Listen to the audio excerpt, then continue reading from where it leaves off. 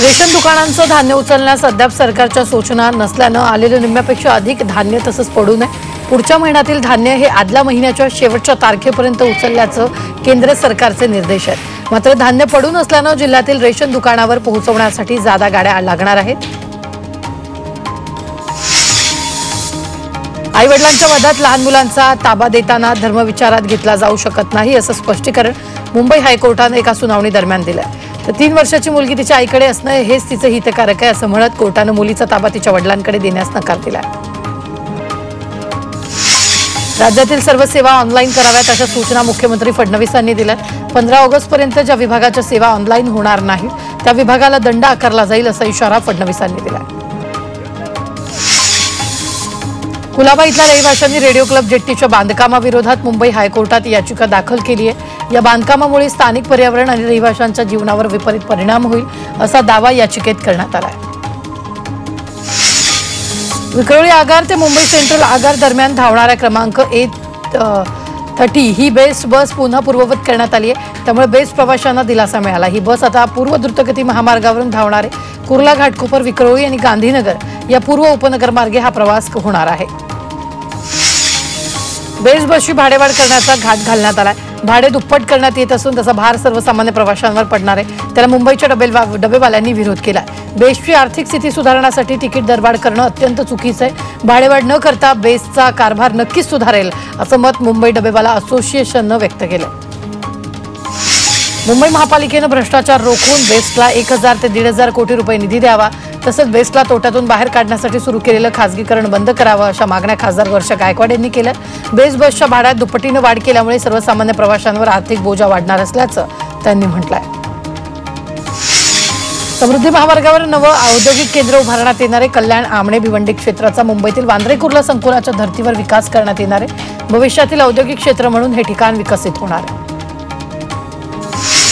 पश्चिम रेल्वे मार्गावरील कांदिवली आणि बोरिवली दरम्यान घेतलेल्या 35 तासांच्या ब्लॉकमध्ये पूल क्रमांक 61च्या रिगर्डरिंगचं काम पूर्ण झालंय आणि या ठिकाणातील जुने कास्ट आयर्न गर्डर बदलून त्या जागी 20 सिमेंटचे स्लॅब बसवले। त्यामुळे आता 50 किमी प्रति तास या वेगानं ट्रेन चालवणं शक्य होणार आहे।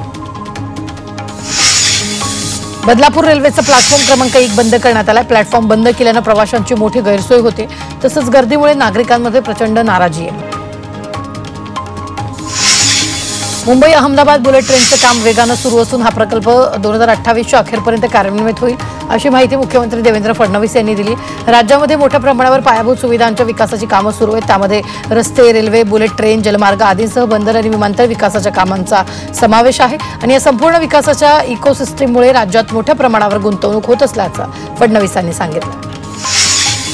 मुंबईतील वांद्रे किल्ल्याजवळील सीलिंगच्या अतिरिक्त जोड रस्त्याला मान्यता देण्यात आली आहे। या भागातील वाहतूक कोंडी सोडवण्यासाठी हा सीलिंग प्रकल्पाचा अतिरिक्त जोड रस्ता तयार करण्यास मुख्यमंत्र्यांनी मान्यता दिली आहे। तसंच MMRDAला आराखडा तयार करण्याचे निर्देश देण्यात आले। दहिसर मीरा भाईंदर मेट्रो 9 मार्गिकेसाठी उभारण्यात येणाऱ्या उत्तन येथील डोंगरी कारशेडला स्थानिक रहिवाशांनी कडाडून विरोध केला। या कारशेडसाठी 12,400 झाडांची कत्तल करावी लागणार आहे। ही झाडं वाचवण्यासाठी रहिवाशी सरसावलेत। त्यांनी स्वाक्षरी मोहीम हाती घेतली। आतापर्यंत अंदाजे 15,000 स्थानिक रहिवाशांनी झाडं वाचवण्यासाठी स्वाक्षरी केली। स्वाक्षरी केलेले निवेदन राज्यपाल, मुख्यमंत्री आणि दोन्ही उपमुख्यमंत्र्यांना देऊन कारशेड अन्यत्र हलवण्याची मागणी करण्यात येणार आहे। सुप्रीम कोर्टाने केंद्र सरकारला फटकारले। रस्ते वाहून अपघातात जखमी झालेल्या लोकांसाठी कॅशलेस उपचारांची योजना तयार होती, मात्र याला विलंब होत असल्यानं कोर्टाने तीव्र नाराजी व्यक्त केली आहे। मुंबईतील नदी नाल्यांमधून गाळ उपशाची कामं वेगात सुरू आहे। पावसाळ्यापूर्वी ही कामं पूर्ण करण्याचे आदेश देण्यात आले, तर आज महापालिकेच्या आयुक्तांनी या कामाची पाहणी केली आहे। मंत्रालयात शिक्षक भरतीच्या मागणीसाठी उमेदवारांनी आंदोलन केले। शिक्षक भरतीच्या मुद्द्यावर अनेक तरुण आक्रमक झाले। मंत्रालयात आंदोलनासाठी राज्यभरातून अनेक तरुण मंत्रालयात आले। त्यांनी शिक्षक भरतीला जिल्हा परिषदेच्या 10% पद कपात आणि रिक्त अपात्र गैरहजर जागा प्राधान्यक्रम थांबवून चालू भरती तात्काळ पवित्र पोर्टलवर उपलब्ध करून द्यावी अशी मागणी केली। KDMCच्या भ्रष्टाचाराविरोधात मनसे कार्यकर्त्यांनी अनोखं आंदोलन केले। मिस्टर इंडियाचा चष्मा घालून आंदोलन करण्यात आले। अस्तित्वात नसलेल्या डिव्हायडरच्या रंगरंगोटीसाठी लाखोंचं बिल काढल्याचा आरोप मनसेनं केला। कल्याण डोंबिवली महापालिकेनं बेकायदा बांधकामांवर कारवाई केली आहे। टिटवाळा प्रभागातील बल्लानी भागात धडक कारवाई करण्यात आली। तर या ठिकाणी 167 अनधिकृत चाळींचे जोते सहाय्यक महापालिका आयुक्त प्रमोद पाटील यांच्या पथकानं जमीनदोस्त केले। भिवंडीत खंडूपाडा रोडवरील अनधिकृत बांधकामांवर महापालिकेनं धडक कारवाई केली आहे। उच्च न्यायालयाच्या आदेशानंतर निजामपुरा भागातील खंडूपाडा रोडवरील 4 अनधिकृत घरं जेसीबीनं पाडण्यात आली आहेत। विनापरवाना हे बांधकाम केल्यानं कारवाई झाली। यामुळे अनधिकृत बांधकाम करणाऱ्या इतरांचे आता धाबेदार आणले। मुंबईत मद्यपी वाहन चालकांवर कारवाई करत 4 महिन्यात 805 तळीरामांचे परवाने रद्द करण्यात आले। दरम्यान या कालावधीत 245 वाहन चालकाविरोधात दखलपात्र गुन्हे नोंदवलेत, तर 2,500 चालकांवर दंडात्मक कारवाई केली आहे। फॅन्सी नंबर प्लेट विक्रीतून अंधेरी आरटीओ कोट्यावधी झाली आहे। 2024 ते 25 या आर्थिक वर्षात 7,410 वाहनधारकांनी फॅन्सी नोंदणी क्रमांक विकत घेतला। यातून अंधेरी आरटीओला 12,71,00,000 महसूल मिळाला। मुंबईतील वांद्रेमध्ये विरुद्ध दिशेने वाहन चालवणाऱ्यांवर कारवाई करण्यात आली। या प्रकरणी 2 तरुणांवर कारवाई केली आहे, तसंच दोघांवर गुन्हा दाखल केला असून पुढील कारवाई करण्यात येते।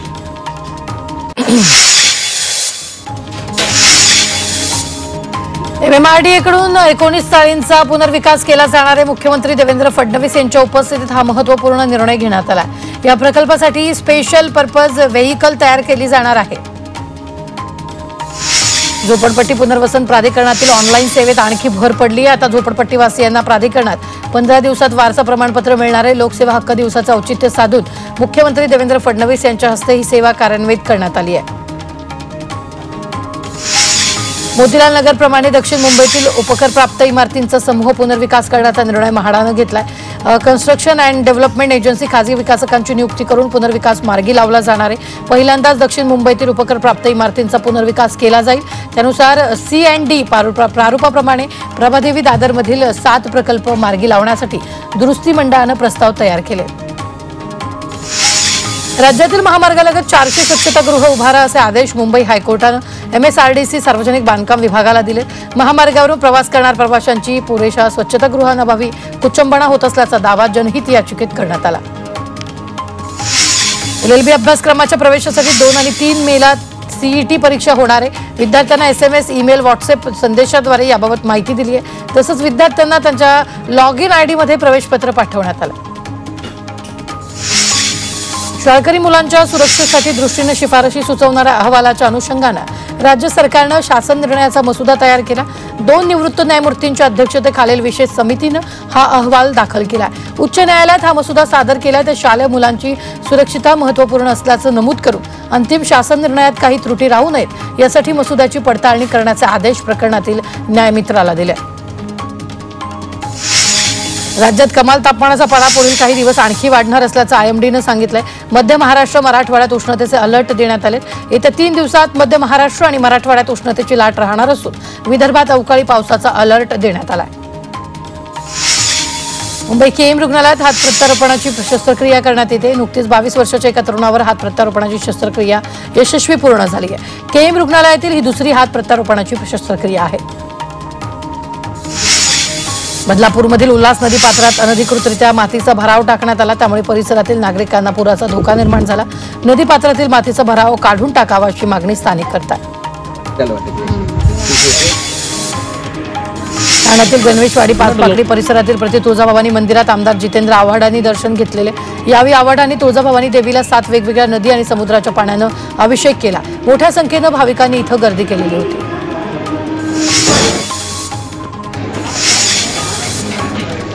नवी मुंबईच्या कृषी उत्पन्न बाजार समितीमध्ये आंब्याची आवक वाढली आहे। अक्षय तृतीयेच्या पार्श्वभूमीवर आंब्याला मोठी मागणी आहे। सोमवारी 1,19,000 पेट्यांमधून 1,223 टन आंब्याची आवक झाली आहे। यात कोकणातील 64,000 पेट्यांचा समावेश आहे।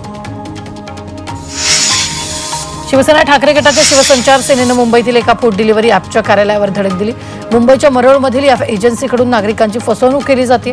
ऑर्डर देताना ग्राहकांची फसवणूक, पैसे अडवण्याचा प्रकार तसंच ग्राहक सेवा यंत्रणेत त्रुटी असल्याचा आरोप करत शिवसंचार सेनेनं कार्यालय बंद पाडलं।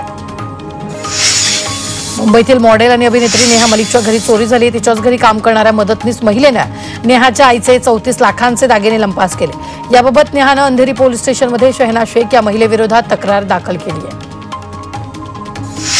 पनवेलमधील एका ज्वेलर्सच्या दुकानात चोरी झाली आहे। एक महिला दुकानात सोन्याचा कडा पाहत होती। यावेळी तिनं गपचूप सोन्याचा कडा तिच्या बुरख्याच्या खिशात लपवला। या चोरीची घटना CCTVमध्ये चित्रित झाली। या प्रकरणी पोलीस अधिक तपास करत आहेत। वाशीमध्ये शेअर्समधील गुंतवणुकीत नफा मिळवून देण्याच्या आमिषानं सायबर ठगांनी व्यावसायिकाला 75,80,000चा गंडा घातलाय। भवेंद्र मिश्रा असं फसवणूक झालेल्या व्यावसायिकाचं नाव आहे। तर या प्रकरणी वाशी पोलिसांनी आरोपींविरोधात गुन्हा दाखल केला। नवी मुंबईतील सातपाडामध्ये फेरीवाल्यांची संख्या वाढल्यानं नागरिक त्रस्त झाले आणि या फेरीवाल्यांमुळे परिसरातील स्वच्छतेचा प्रश्न निर्माण झालाय। मात्र याकडे महापालिका दुर्लक्ष करत असल्याचा आरोप नागरिकांनी केला। त्यामुळे फेरीवाल्यांवर कारवाई करण्याची मागणी करण्यात येते। वसईतील YMC मैदानाजवळील महावितरणाच्या ट्रान्सफॉर्मरला भीषण आग लागली। ट्रान्सफॉर्मरमधून आगीचे मोठमोठे लोट येऊ लागले। यावेळी अग्निशमन दल तात्काळ घटनास्थळी दाखल झाल्यानं आग आटोक्यात आली। भारतात गेल्या 2 वर्षापासून विमान प्रवाशांच्या संख्येत प्रत्येक महिन्यात वाढ झाली आहे। मार्च महिन्यात देशात 1,45,00,000 लोकांनी प्रवास केला। तसंच गेल्या वर्षीच्या तुलनेत विमान प्रवाशांच्या संख्येत 8.79% वाढ झाली आहे। याची माहिती नागरी विमान वाहतूक महासंचालनानं दिलेली आहे। राज्यात अनेक उपजिल्हाधिकारी पदं रिक्त आहेत। 80हून अधिक उपजिल्हाधिकाऱ्यांची पदं रिक्त आहेत। त्यामुळे सरळ सेवा तहसीलदारांच्या कोट्याला कात्री लागली आहे। दरम्यान रिक्त पदं असल्यानं कार्यभार प्रभारींच्या हाती जाणार आहे। इन्फोसिस या देशातल्या दुसऱ्या क्रमांकाच्या IT कंपनीने 195 प्रशिक्षणार्थींना कामावरून काढून टाकलंय। अंतर्गत मूल्यांकन चाचणीत नापास झाल्यानं त्यांना नोकरीवरून काढून टाकण्यात आलंय। याआधी याच वर्षी फेब्रुवारीत 320 प्रशिक्षणार्थींना नोकरी गमवावी लागली। पंतप्रधान मोदी 1 मे रोजी मुंबई दौऱ्यावर आहेत। BKC इथं जिओ वर्ल्ड सेंटर इथल्या वर्ल्ड ऑडिओ व्हिज्युअल एंटरटेनमेंट समिटचं आयोजन करण्यात आले। या कार्यक्रमाचं उद्घाटन पंतप्रधान मोदींच्या हस्ते होणार आहे। राज्य सरकारचं इलेक्ट्रिक वाहनाबाबत नवं धोरण जाहीर केलंय। या नव्या धोरणानुसार नव्या गाड्यांच्या खरेदीसाठी सबसिडी मिळेल। तसं काही विशिष्ट इलेक्ट्रिक गाड्यांना टोल माफी देण्याचा निर्णय राज्य मंत्रिमंडळाच्या बैठकीत घेण्यात आला।